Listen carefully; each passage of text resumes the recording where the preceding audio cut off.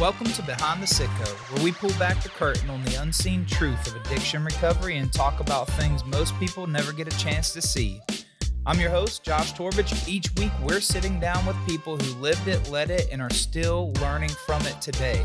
This isn't polished, it's real, it's raw, and it's noted in the faith and hope because we do recover. So whether you're in recovery, walking alongside someone who is, or just trying to understand what healing really looks like, you came to the right place. Let's dig in. Hey everyone, welcome to Behind the Citgo. Really encouraged to be a part today. When these two men walked in, the room got heavier. That's all I got to say. Should there be this much power in one place? I'm working on losing weight. Me too. I dropped 70 pounds in the last year. Well, there you go. That's not what I meant, but I found it if you lost it. So I've been looking for it. My very dear friends, folks actually from the Recovery Center who've been a part of it since the inception, which is a beautiful thing to say. They knew me when I just came stumbling in through the doors. I knew Commissioner Cooke first, okay? He adopted me as a son, right? I said, you're going to let the kid who is doing all of that hooligan type stuff be a part of your family. He said, come on in, kid. Hey, man, we got you. Yeah, he said, we'll let you in. And then, of course, he introduced me to, what was Rocky Balboa's nick? The Italian Stallion, Commissioner Mike Forte. Recently, I got the news right here, too, because I just saw recently reelected for both of you, the chair and the vice chair of the county commission. Congratulations. Yep, yeah, you two. Yep. Vote of confidence from your him. Yeah, vote of confidence from your peers. But so will you start by just sharing with us your background, how long you've been serving Brunswick County as a commissioner, and then what you guys kind of parallel in the community with us? Yeah, please. Okay. I moved to Brunswick County in 2005. In 2011, I ran for city commissioner of Boiling Spring Lakes, which is where I live. I did that for 4 years, but I was also the caregiver for my in-laws, and they had gotten really bad. So I did not run for re-election because I had literally had to move into their home. Well, as fate would have it, my mother-in-law passed away in October of 2010, and then only 7 weeks later, my father-in-law passed. And I found myself no longer a city commissioner and not taking care of them. So I threw my hat in and ran for county commissioner. Fortunately, I was blessed and I won. I got elected November of 2016. I'm still here. So I am in my fourth term as an elected official. I'm just starting year 14. And he says it with a more tired look on his face. It's made you tired. And old. But my working background, when I was 16, I became a very professional musician, touring the country and actually a little bit internationally as a singing member of an oldies group. I then, when I was 19, I bought a Carvel ice cream store in New Jersey. Did that until I was 29 and sold that, and I started a pest control company, which I did for 19 years. And then at 49 years old, I was about as burned out as somebody could be, and I retired and moved here in 2005. So yes, I'll be 70 years old. That's my background, and I'm also a recovering addict. My drug of choice was cocaine because it was the 80s and I was a musician and it's what we did. I often say to Josh that, heck, in my career, I snorted up Peru. I was a pretty heavy user. But fortunately, I just entered my 40th year of sobriety. Wow. So I'm pretty proud of that. But yeah, cocaine and Johnny Walker Red were my drugs of choice for a long time. Yeah, that's incredible. Yeah, thank you for sharing that. Commissioner Cooke, in the flesh. I'm in my 18th year. Wow. What happened with me is I've always been a behind the scenes kind of guy. And I was chair of the Republican Party at one point, and then was the 7th District Vice Chair, and I was campaign manager for a guy who ran for the North Carolina House. I ran for the U.S. Senate about 5 years ago, ran out of money, and I'm still in the county commission. But what's kind of an odd thing with me is that my wife, Catherine, and I have been married for 40 years. A friend of ours from church, close friend of ours, had been on the school board for 2 terms, and my wife had been volunteering in the schools and said, I'm not going to run again, but Catherine needs to run. This was in 2008, and I said, she'll never do it. And I went home and told her, and she looked at me kind of like my dog looks at me when he's trying to figure out what's going on. He said, I might do it. I said, I don't believe it. She filed in February of 2008. And was a candidate. In May of 2008, I took the position of David Sandifer, who was chairman of the county commission, who died that year. And so I was on the short list, and as a result, I was seated. And so anyway, I've been serving since then, and my wife is on the school board as well. So it's kind of an odd duck, but the thing is, there are things we don't talk about between the two of us. I was about to say, imagine what Thanksgiving dinner looks like if it's just the two of you. It's kind of interesting also. My daughter works on Capitol Hill for Senator Ted Budd, and my son, who's in the National Guard, he's in Arlington, but his girlfriend, his fiance, I guess you might say, she is the press secretary for from a senator from Indiana. So we're kind of embedded, if you will, in a lot of this stuff. And so that's but it's public service. It's not being a politician. That's a different thing. Politician basically will do or say anything to be able to stay in office or get in office. An elected official, they're all elected officials, but a public servant, which I'm sitting next to one, that is a guy who takes the concerns and the needs of the individual and tries to do what they can to be able to make sense of it and help them. Like just a minute ago, I had a person call me about something. Our job is customer service. It's customer oriented. We're trying to do what we can as a liaison to try to be able to bridge that gap between the private sector and the public sector, which is the political aspect. My background is in television. I did my master's in television and film, and I went into network programming. And today I teach for Liberty University. I teach digital media for Liberty University. I also am the governmental liaison for environmental remediation company. So I wear about 3 hats, and my boss is my wife. So I do what she tells me. So that's pretty much me. As we all do. Yes, we do. You forgot to mention that you have the world's greatest son-in-law, Tyler. I do indeed. Yeah. I do indeed. Because you know he would be disappointed if you didn't say something Tyler, about him. let me tell you, Tyler, it's an odd thing because my wife and my oldest daughter, Katie, who's married to, are so much wired alike in the way they are. And my daughter says, he's just like you are. And it's like another me, but it's not in a superior subordinate perspective. We're like peers. We're colleagues. We're buddies. We were very close friends. As you know, he was another adopted son. And then he 2 years later, met my daughter and wanted to get married. I said, look, you can marry my daughter, but don't let it mess up our relationship. So, and we've been real tight for a long time. If it don't work out, is what he said. Exactly. That's right. So that's pretty much me. Oh, that's awesome. Yeah. Well, the thing that you made the comment about the public servant, and I truly believe that. I mean, you guys really adopted Christian recovery centers as a cause that was near and dear to your hearts and has helped us as a propulsion advance to where we are today. You guys both started becoming endeared to the ministry when we were just 14 beds out there in the cornfields. And since then, you guys have created and used your influence to help us grow, to help us aspire to what we are today. And it's a beautiful thing. I know you guys are really proud of it to be in this community. Absolutely. And it's because of that heart, that public servant aspect. You saw this as a service that was needed and you were looking to help it advance quickly. That's why you two are perfect for the chat today. And I just wanted to frame up for the folks today what we're digging into. There's this philosophy, obviously, and we talk about this a lot together about how the need of what we have from our community base is really communities, families, and individuals working to a place to solve what the government can't really fix.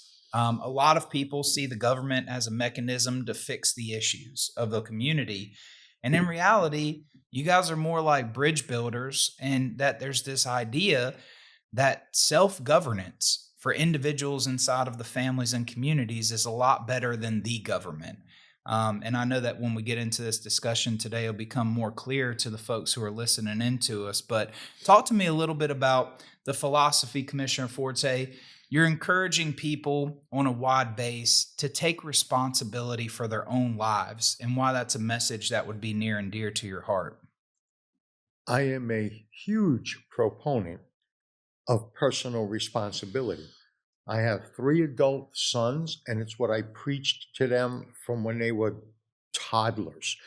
If you made a mistake, own it. You know, I believe that everybody is responsible for themselves and their family. You know, I am responsible to my wife and my 3 sons, and now my 2 fantastic grandkids. I just believe we are all responsible for our own actions. I own the fact that I messed up in the 70s and 80s. I went to jail for it. I spent 17 months in jail. I own that. And every time I run for an office or something, somebody always tries to dig into me for it. And I always say that I have the same line I used to. Yeah. Why don't you ask me what I've done since? Did I screw up? Absolutely. Did I make stupid life choices? Absolutely. But I paid for it.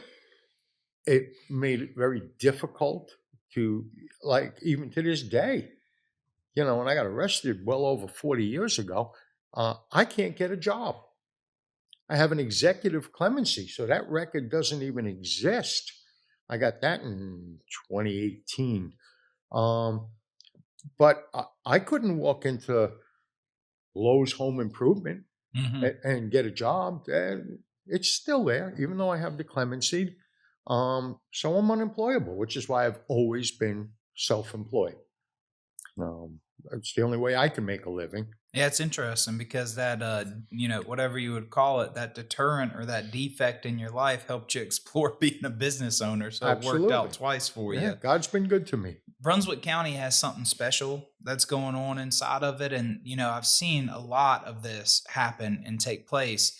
I see so many of our community members who step up to solve problems, and they don't wait on the county commission to make a decision to do something, or they don't wait on the government to try to solve these problems to them. Commissioner Cooke, any of these examples ring a bell to you on just where you see a county in action from the community base? Well, you can see it all over the place because, we have nonprofits. I mean, you look at this entity into itself and how people have participated in it, but you've got so many different opportunities. You've got everything from Hope Harbor to Habitat for Humanity, Brunswick Family Assistance, this organization, Brunswick Senior Resource. I could just go down a litany of different entities where individuals have participated and become basically the fabric of it. I think there's over 175 volunteers for the Sheriff's Association.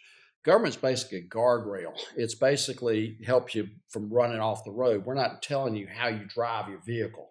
That shouldn't be the way we do it. We pretty much let you drive the vehicle, do what you want to do. But just like a traffic light is not there to dictate how you're supposed to manage traffic. It's basically trying to protect you from getting into a traffic accident.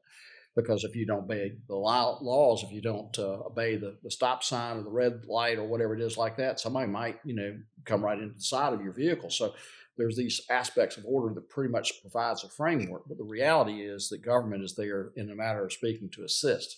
It's not a top-down perspective, or shouldn't be. It's something that comes alongside. And not only that, it doesn't provide all the goods and services. People tend to believe that that's the case. It's not.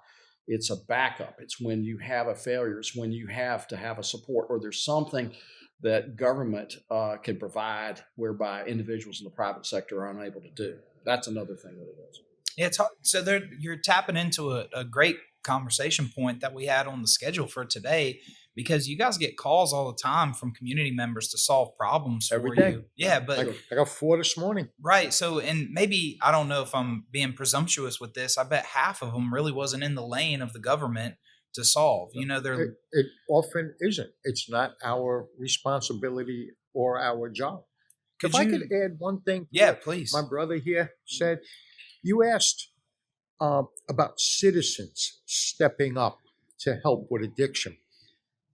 CRCI or BCRC before it is the perfect example where you guys did it. But we also have drug treatment court, Anchor the initiative. sheriff's anchor initiative, and we have all of these different things that are citizen run. Yeah.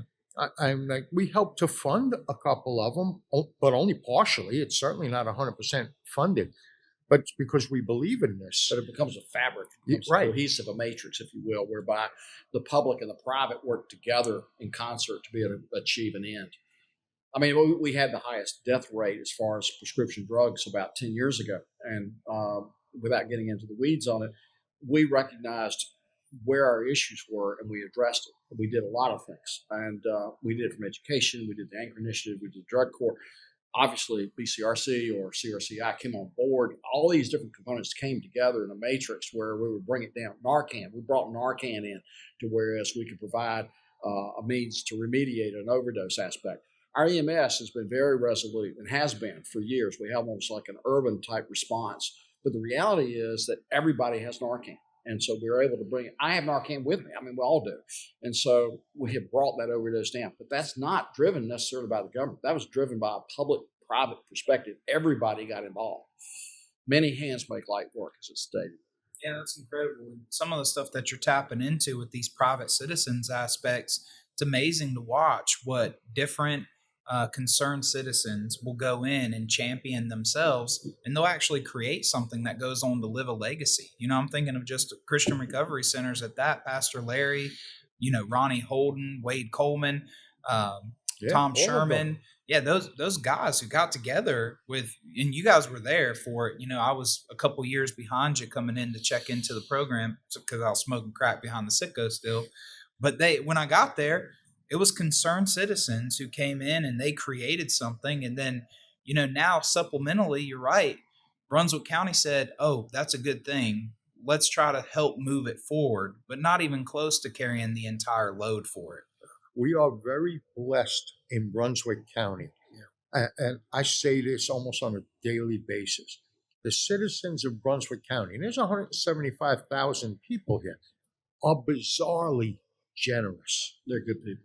They really are. They'll write checks. I'm also the president of the foundation at the college. And, our annual banquet, we do well. People come out and they write $5,000-$10,000 checks like they're M&Ms. Yep. And they're just so incredibly generous. You see it with CRCI. Mm-hmm. As Marty had mentioned, the nearly 200 volunteers at the sheriff's office, they might not have the ability to write a check, but they'll sure give their time. They do. And the citizens of Brunswick County are second to none. They're amazing. They see a problem, they'll jump in. Yeah. There's a lot of trust that's there in the aspect of it.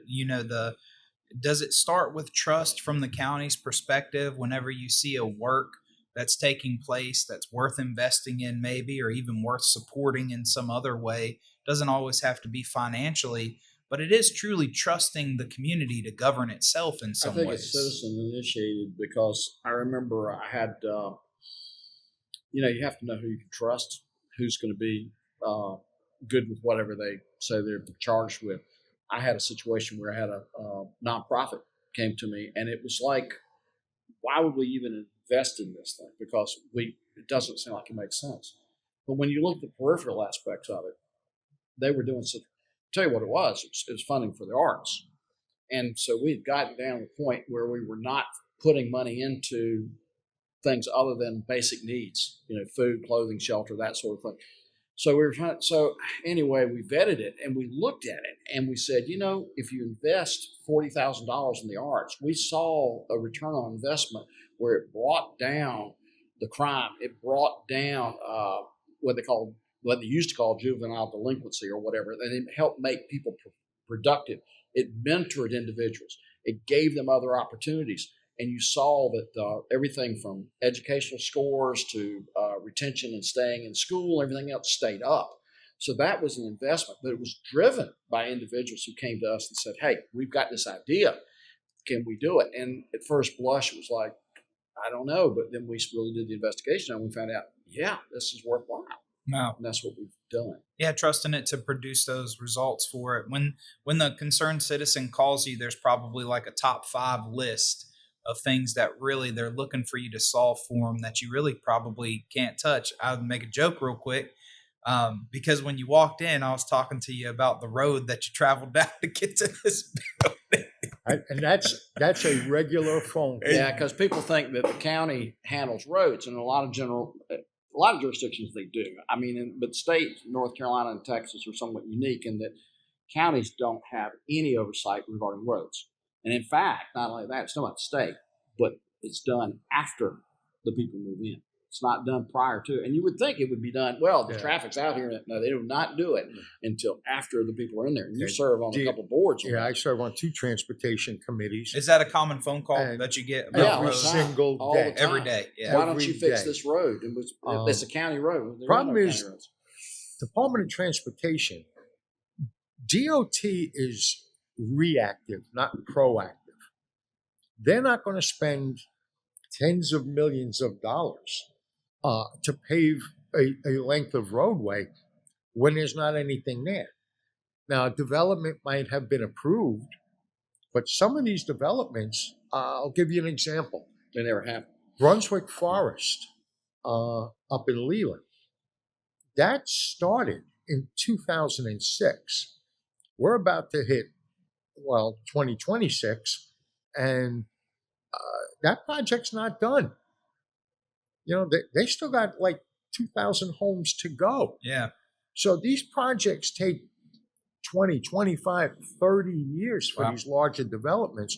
So DOT is not going to pave, spend 50, 60, $100 million to pave a major roadway that's going to be all torn up from the construction vehicles. They wait when the traffic becomes, and God, I hate to say this out loud, but it's reality. Sometimes it's a roadway fatality that finally gets them to do something. Right. I've had to do it with traffic lights. I've had to absolutely jump up and down and say, I have been at the accident. I can tell you what's going on. But I have to say to their credit that what they do with what they can do, they are very good about it, because like when we have a dysfunctional traffic light or whatever, they're not going to do it 6 weeks later. They're literally on the road right there. And we said, we just sent a guy down there and he'll be there in an hour. He's going to fix that light and make it so it does whatever it's supposed to do. But I'll tell you another thing that we do, and forgive me, I didn't want to digress, but I think it goes along with what you're talking about. As commissioners, there's a couple of things that we do. We answer questions because people don't know who to call. Right. And so, it's like I had a situation the other day where an individual was asking me about something, turned out to be a federal issue, but I was able to listen to what he was talking about. I said, okay, that is handled by the federal government, but I was able to make a phone call to the federal entity to be able to get the answer for the constituent. So I didn't just say, we don't handle it. I was able to make that call, get the information, loop back to that individual and say, we don't handle it. These folks don't handle it. But what it is being addressed. This is the entity that does. Public service, customer service. That's what it's supposed to be. That's exactly what our job is. It, yeah. And typically, this county is so amazing. I mean, if you really saw, the work ethic and the passion of the people that are at the county, they're amazing. Because the thing is, like, if there's a county issue, usually within about a couple of hours, the answer is addressed. And it may have to go through several departments. We'll get the answer back. We loop back pretty quick. We keep short accounts, if you will, because the thing is, I mean, I don't know about you, but I answer every email before I go to bed, and every phone call is returned the same day.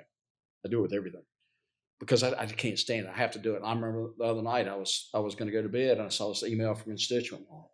So I immediately, I'm talking about. I got up and I sent a copy to you, and I just addressed it right away. And I was awake, but so I sent it out to them. But we want to get back. We want them to know that their concerns are being addressed. Meanwhile, I have 32,000 unread emails in my inbox. I would lose my mind.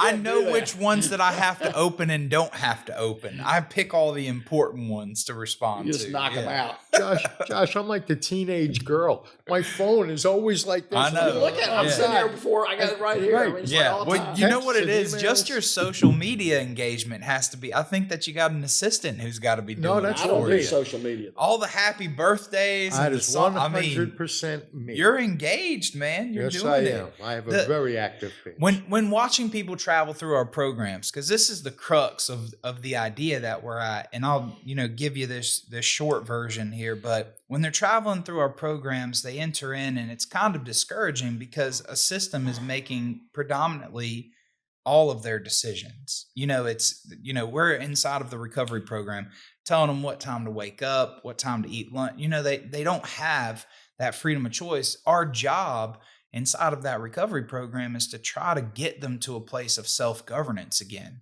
We don't see ourselves as the solution to, hey, welcome, you've made it to top bunk number 202. You'll be there for the rest of your life, Yeah. right? Just settle in and get comfortable. No, we know that we have a finite time because while a system continues to make decisions for them, they can't self-actualize. They can't fulfill their potential and all of those things. They can't be creative and explore what their dreams and their destiny, God-given destiny, is to them. And watching people, there's always going to be a system's influence in your life. You see a cop, you're going to slow down. That's a system influencing your decisions. But people are their most free when they're making the majority of their own decisions. They're their most fulfilled. They feel they're most connected. And then I'll even say this, they have the ability to create the most good when they're making their own decisions. How do you guys approach that philosophy in a similar way that we do when it looks like at the governmental structure? How do you encourage individuals to really build, make, create their own decisions and pursue them? I've been known to tell citizens, government is not your babysitter and it's not your ATM machine. There comes a point where you have to step up and take care of your own. I have people that call me. In fact, I had one yesterday afternoon. A woman called me up to tell me that the neighbor's teenage son kind of drove across on the right-of-way grass and put a tire rut in it. And she called me up, what are you going to do for it? Well, I'm going to do anything. But it's the right-of-way. It's your land. No, you're responsible for your own right-of-way. Yes, it's there in case we need it to put in utilities, your sewer, your water, your internet lines, whatever it might be. That's the purpose of right-of-way. But you cut the grass on it because you realize it's your responsibility. We don't cut grass on right-of-ways. I'd put a pin in that because it's kind of a great, simple, silly example. And I understand the right of way gets cut like on public roads by someone else. On the highway. But in your yard, that you don't ever see a truck coming in just to cut the little 4 foot of grass. No, nor will you. The community, the individual household says it's in my front yard. Literally, I'll cut it. And isn't that a great representation of what self-governance inside of the communities Absolutely. look like? Take self-responsibility. You see the tire rut? Go buy a bag of dirt, fill it in. It'll grow right back. You know what I see them do? Put those big old rocks. Yeah, they start doing all kinds of landscape decoration. Hey, yeah. I'm going to feel bad for the person who runs over my right of way because they're going to leave big rocks out there now. Well, I think people also are accustomed to some degree thinking that an HOA, and we've all had some dealings with HOAs positively or negatively, but the thing is, we're not an HOA. We're not here to tell you what you're supposed to have on your lawn or how the lawn's going to be managed or anything like that. So the thing is, it's like, no, that's your property. Maybe in the right of way, but that's your property. And there's a lot of things like people have wanted us to go out and look at certain things. We have to have a search warrant if we're going to go out on like let's say it's 1,000 feet into a piece of property and they say this is in violation. We want to take you out there and show it to you. I'm going, we can't go out there. Well, why can't you? You should. I'm going, I can't. We have to have a search warrant. Even inspections has to have a search warrant to go out there and do that. So I can't go out there and say, oh, he's doing this. People have this idea and they also think, well, we can fix a private road. We can't do that because that is private property any more than we could fix somebody's backyard. We can't do those sorts of things. So Yeah, when you talk about this though, self-governance, you guys are smaller government folks, right? Comes with your Right. conservative values, and that's we are discussing in relation matters to that big government versus small government, right? Do we want the government making more decisions for people or less? we really don't want to finite? get in your business anymore. We have to. Ordinances and statutes, ordinances we do, which has the effect of law. You have statutes written by the state. You have federal government, federal laws that are done. But the thing about it is sometimes we are governed by statute. Sure. So we have to mandate certain things, but it's not us originally. We are an agent of the state or an agent of the federal government. We have to do that. If we don't do it, then what happens is we'll be superseded by that governmental entity and push us aside and says, we're going to do it for you because you're not overseeing it. But, we have a kind of a feeling that we don't want government to be overbearing. We don't want to write ordinances just for the sake of writing them. We do it, like I was saying, it's a guardrail. It's there to provide some sense of security and safety, but it's not really trying to be a top-down, overbearing, mandating type thing. That's not the idea. So tell me about that piece of it, because that's what it is tell me about why that's better for communities and families. Your small government philosophy, hey, if we don't have to stick our nose into something, we won't, type of thing. Let's entrust the idea of families and communities to take care of, provide, and let us be here as to provide safety and infrastructure for needs around safety. But why is that? Why is that better overall for communities and families? If I may, let me just say this, that let's say you've got a piece of property and you, to a greater or lesser extent, have the ability to do what you want to with the property. Okay. But let's say that you are in a certain area and decide that I'm going to put a factory, not that you would, in a residential area. You really want to do that, but it's my property. I'm going to do it. Well, the ordinances won't allow you to do that. The zoning won't allow you to do it. We put in things like setbacks, for everything from protection to something being picturesque or whatever. Sign ordinances. You don't want signs. You get signs that'll block, public safety. You'll put it out there somewhere that might be in the right of way, and now you can't see to get out on the highway. There are certain perspectives, certain limitations, as to how, but there's supposed to be a balance that's struck. But, along the way, though, there are things called public hearings where you're able to bring forth your concerns in the public hearings and say, this is not right or not fair. And I have seen many times where they listened and they said, he's right, he's got a point. This is an archaic perspective. We need to change this and refine that. It's called text change. We'll do the text change or whatever. And forgive me, I know you were going to say something. So No. You covered it well. What I would add, as an elected, every time you win an election, okay, now I've won 4 total.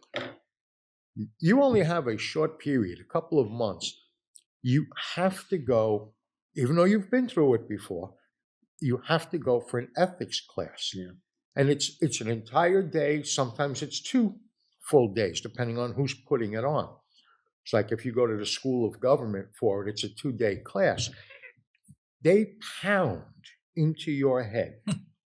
I'm serious, they do. It's brought up every 30 minutes throughout the day.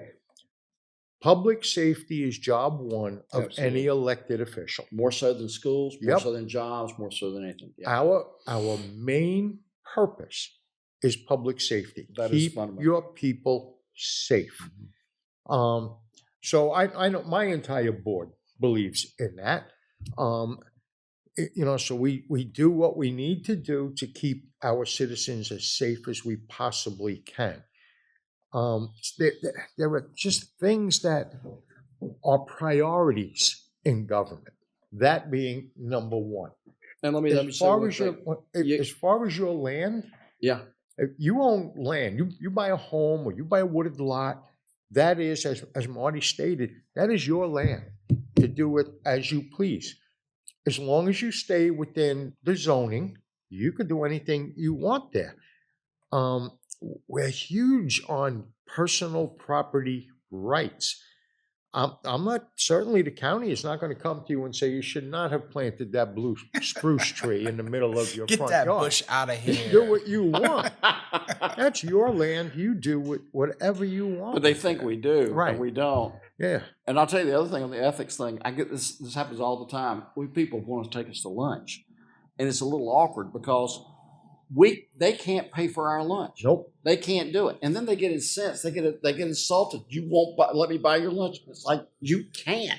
I mean, you don't have to go through all this. I stuff. won't let somebody can't buy do me a it. cup of coffee. Yeah. If I have to pay for it. Yeah. Yeah. If I go for coffee with, say, you, Yeah. I have No, to. you've shot me down before. Yeah. I don't mind going to I have lunch. to That'll be pay fine, for but it. I got to pay for it. Yeah. You're talking a lot about, a lot of things that cover a broad base, thinking about how empowering individuals to make their own economic decisions. It creates a certain resilience in the community, doesn't it? So talk to me about how, isn't that the place that we kind of get to? And I'll just share this with you. It's my wife and I's difference in responsibilities in the homes. I will not interrupt my kids, commissioners. I won't interrupt them when they're doing pretty dangerous things carefully. LJ's a climber. He's also a bull, so like he's got this thing where he's got his grandparents got him boxing gloves and he wants to pop me in the face with them. So I started popping him in the chest pretty hard, popping them like that. And I see Casey, she gets her eyes get big. There's that instinct in her that really wants to, protect them. But me, I'm wanting to push, to throw them up in the air, to catch, because there's this thing I know that's happening, right? He's exploring the world carefully, and that there's risk involved with it. But at the end of the day, that ownership is going to allow him to aspire to his potential. You guys are kind of saying that creating resilience in the community that doesn't need the government, in itself to do that for it. That by empowering the folks inside of it is better for them because they're creating their own resilience. Is that fair? Absolutely. I've raised 3 sons that range in age from 46 to 29. What does the Italian stallion sons look like when they're tough, seasoned, fighters? They didn't have much of an option. My wife would yell at me when they were young, like particularly as toddlers and up until about 10 years old. We wrestled on the ground every day. Yeah. It's what we did. And my wife would start screaming, no roughhousing, you're going to hurt them. It's all right. It's what Band-Aids are for. Don't worry about it. There you go. Yeah. They'll be all right. Rub some dirt on it. Yeah.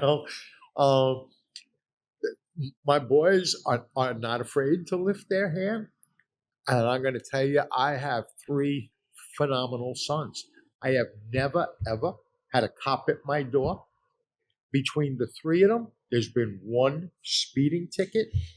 I have never paid an attorney 1 nickel That's for great. any of my 3 sons. I certainly can't say that. I was about to say you got all of that out of the family genes before. I've bought houses for attorneys. Yeah. Okay, I've spent a lot of money. But you are saying that you've created that kind of resilience in your children. Were they too busy to kind of be concerned about trouble? Yeah. They were too busy accepting responsibility for what they had to I do. can honestly tell you, because I have very open dialogue with my sons. Okay. Even though they're adults, we have very open dialogue. And I could tell you that of the 3 of them, 1 son, one time, smoked pot. He didn't like it. He told me about it. And I said, well, okay, some people got to learn the hard way. I've been preaching this to you forever. Some people just got to learn on their own. I don't have a problem with it. Just don't do it again. And the other 2 have never touched a thing. Oh, that's awesome. My oldest son, my youngest son, don't drink at all, ever. My middle son will occasionally, he does heating and air for a living.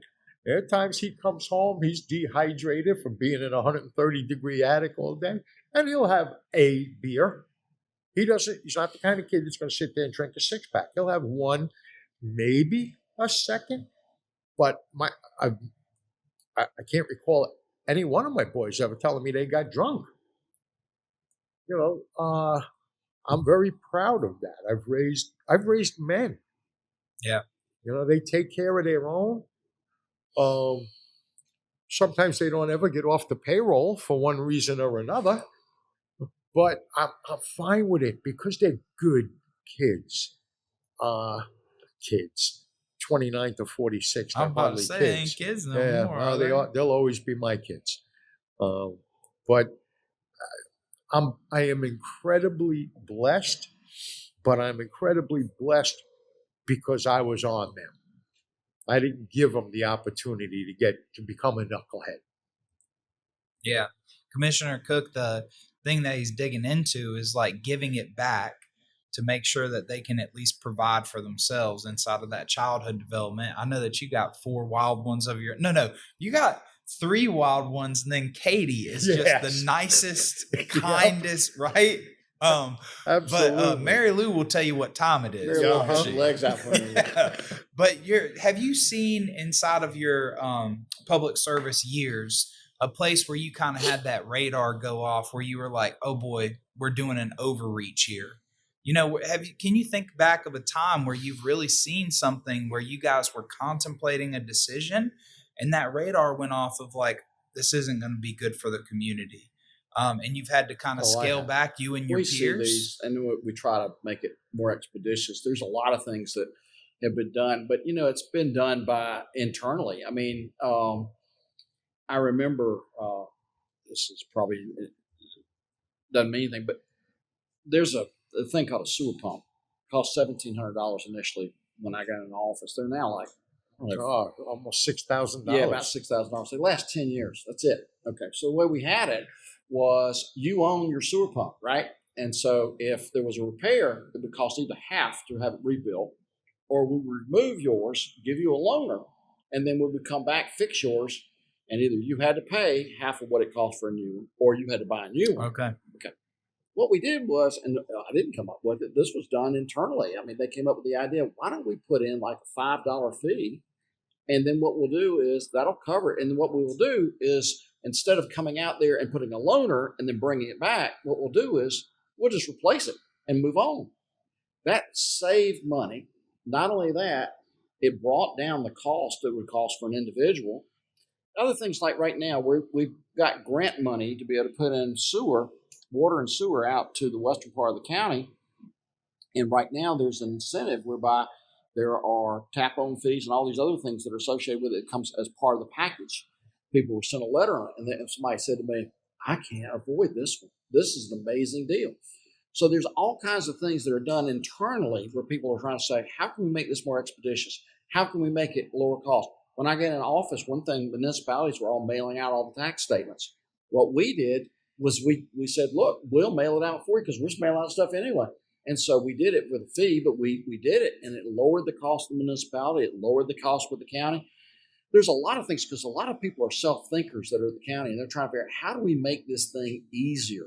We're bringing down the number of calls for EMS because we're bringing in what's called, I forgot what we call them. We call them, they're paramedics that go out and check on people. Oh, yeah. The community paramedics. Community paramedics. We brought that in, the community paramedics, and it brings down that cost and everything else for bringing in EMS and our call volume. It does a lot of things. This was done not because of some commissioner. This was done because the people that were working in these departments said, I got a better idea. And they do it. And it's a great thing. That's one thing that you watch, how talented and how skilled and how great these people really are. Because if they didn't care, they just go, I don't care. And that's a great example of they really do. They're members of the community They who are. work inside of the local government. Yeah. You were about to hop in there, though, with an example of that. Well, I was to piggyback on what Marty stated. We have like 1,400 employees, take or leave a handful. Is that for the Brunswick County Yeah. employees? There's 1,400? about 1,400 Okay. County employees. And that we're the largest employer in the county. I would put our staff and our employees up against any county, anywhere, nationwide. Absolutely, no question. Man, they are dedicated. They're the best. As Marty stated, I'll get a phone call from a county employee and I'll say, Commissioner, what do you think of this? I've been doing this for 6 years and I think we can do this a little bit better, maybe a little bit more economically. Not that it's going to save a boatload of money, but it could be certainly quicker, which is money. It equates to money. And, I'll tell your department head, have your department head call the county manager. Let's see what we can do. And I will go see the county manager and say, hey, listen, this idea is going to come to us. I think this has a lot of potential. And we look at it, we examine it 12 ways to Sunday, because Marty and I both have this constant complaint about government, the speed at which we work. Oh my God. Sloths pass us by. Government just moves so slowly. And as somebody who's been self-employed my entire life, I've never worked for anyone, I get so frustrated. Like when I had my pest control company, I had 29 employees. And if I decided on Tuesday night from, moving forward, we're going to do it this way. By Wednesday morning, it was implemented. We were doing it that way. Yeah. But if I do that with government, if I sit with the manager or my fellow board members and we say, all right, let's do it this way. Holy smokes. It could take a year before it becomes implemented and the standard procedure. And I lose my mind. Ordinances take a year almost. Yeah. Yeah. Well, and I know what you're describing in the, the slow movement aspect of it. You guys are, that might be one of the things that you truly believe is that problems can be solved a lot faster when the community solves them. But sometimes the impedance is that you have a process that is mandated from statute. I want to give you 3 examples real quick. Great. As to what the county has done that I think is very unique. About 10 or 15 years ago, the EPA came out with an aspect where, with respect to mosquitoes, you didn't just spray for mosquitoes. You had to track every single species of biting mosquito in your jurisdiction. Is that right? There's over 43 different species of biting mosquitoes. One that will be in your yard, the one of them that will fly 15 miles in a day. That varies. Okay. Jeff Brown was an entomologist at the county. He's a biologist. He came up with the way the EPA then was able to track how every single biting mosquito is tracked and how they're treated. And that's everything from using larvicide to using minnows to doing sprays to doing a variety of things. Wow. Jeff Brown came up with that and won an award, and that was adopted nationwide. That was done because of a county employee. The county department came up with that. Another thing is the Brunswick Guarantee. This man sitting next to me and another commissioner came up with this idea that if you graduate from any school here, basically, public, private, homeschool, Christian school, whatever, you can basically get your education and your associates through Brunswick Community College for basically nothing. Not only that, they worked out an agreement where individuals, after they finish their associates, can go to a UNC school system like UNCW or UNC Pembroke, and they can get their BA for like $500 per term. Is that right? That is unheard of. So you want to talk about that. When I came into office, I was on a literacy board. There was 40% illiteracy in Brunswick County, so I was told. We have helped bring that up. We were the first in the nation to come up with Brunswick Guarantee. We were the #1 community college in the nation 2 years running, and people said, how did you do this? The other thing is this, Board of Elections, people are always worried about how the vote is. Do you know that we are the benchmark? Because the state sends people across the state to Brunswick County to see how to run an election because it's run so well. So this isn't anything the commissioners came up with. This is something that was done by the combined efforts of individuals working within the county as well as individuals outside the county to come up with a cohesive aspect for the best plan moving forward. Yeah. Brunswick County is an incredible county. You know what you're describing is collective impact. And that's kind of, it's a large group of individuals with diverse experiences and backgrounds all coming together to pool their best experience to create solutions. Exactly. Josh, we have citizens that have retired to Brunswick County. Yeah. I mean, we are a retirement destination. Yeah. What is it now? Is it half of our folks are Oh, it's from 60.3 retirement? is your median age. Yeah, I Yeah, know that. yeah. Don't we have the We're- highest we're the oldest- medium age Yes, in we're the the oldest county in the state and the 5th oldest in the nation. fifth oldest in the nation? The other the- 4 in Florida. Are in Florida in retirement communities. Mhm. But no, we have become a retirement destination. There's no denying that.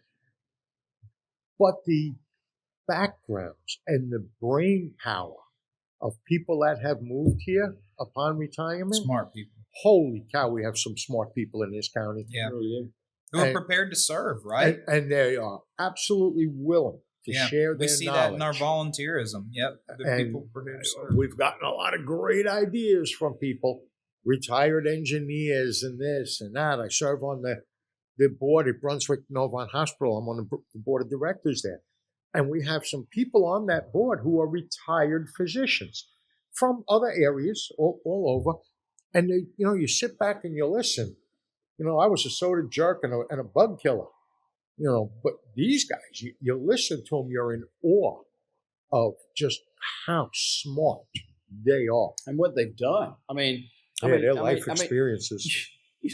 we have at the manager, I guess, what's his Howie's position? Is he the manager of the airport? Howie is the executive director of the Jetport at Oak Island Oh, yeah. Served for 6 presidents as the chief steward on on Air Force One. One. I mean, it's everywhere. It's embedded. I mean, it's almost like you can't help but walk into somebody incredible. who's an expert in something. It's an amazing county. I guess what you're saying is it would be foolish not to trust the community to make the majority I of its need own them. decisions. I don't know Yeah. everything. He certainly doesn't know everything, or none of us do. Yeah. There is one exception that would say this, though. We have an exceedingly resolute law enforcement and emergency management community, exceedingly. And we constantly look at evacuation aspects and emergency plans and that sort of thing. And when we have an emergency, you need to really listen to what law enforcement and emergency management says. If we tell you to evacuate, you need to evacuate. If you need to do certain things, don't wait until everybody else is doing it. That's where you run into your problem. So, we have a very resolute perspective. North Carolina is the only state in the union with 2 96-bed hospitals that are portable, and they come out of a box, if you will, with 18-wheelers and can be set up in an afternoon. It's the only one in the state. We have the largest radio network in the entire country, over 200,000 users of it, and there's over 240 towers that can talk throughout the entire state. No other state has that, but we do. There's a lot of things, and below the surface, I mean, we have our school resource officers are SWAT team certified. Yeah, I knew that. I mean, they're not just people Yeah, I that think Steve retired just and brought that up. These Yep. are guys, and it's amazing. You will see guys who retired and they come back, and they either do it from a volunteer aspect or they work part time. And I see this over and over and over because that brain trust, that wealth of knowledge comes back and still goes because these guys are passionate about giving back to the county. Yeah. Giving back to the county. I mean, it's amazing. Well, today the conversation segues directly back into where people can make their own decisions. They're the most free. And where they're the most free, they're their most fulfilled. And we get to see that daily because Brunswick County is a beautiful place to live. And I think a lot of it applies to because of this philosophy is what we hold. As many decisions as we can, give it back to the people. Try to help them be the major influence of how the county's shaped, of how problems are solved, and where that information comes to. So you know what I got to say to you? Thank you for being those people. Thank you for being those advocates to make sure that this county continues to blossom.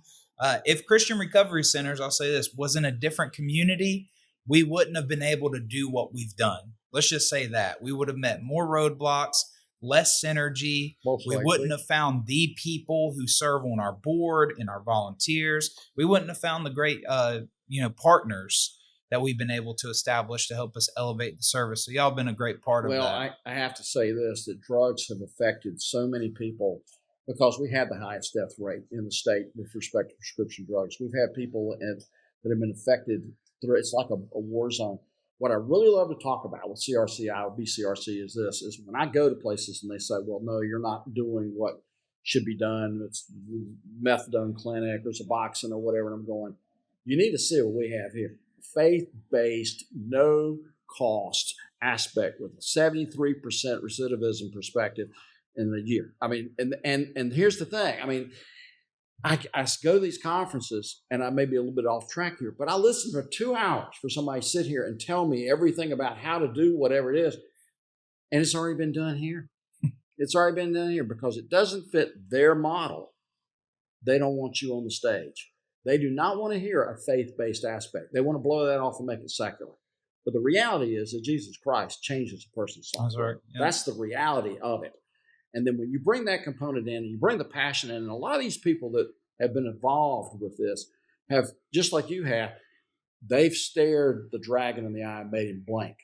And these people are much more resolute to try to say, I know what it's like. I've been where you've been, and I'm going to do everything I can so that you don't have to go through what I had to go through. Yeah, that's happening on a bigger scale than ever here with 200 residential beds in the community. Yeah, you're right. And you know it's going to happen one day. One day they're going to say, look at what they got. And everyone is going to look and they're going to say, wow, I agree. They built something really beautiful. Maybe with what we're doing with UNC. This has been the best. You guys came out here, have been so generous with your time for me to have this conversation. Self-governance, we confirmed it today. Self-governance, definitely better than the government. I appreciate you guys being a part of that conversation. Love you guys. I love you too. Appreciate you. Thank y'all for tuning in Behind the Citgo.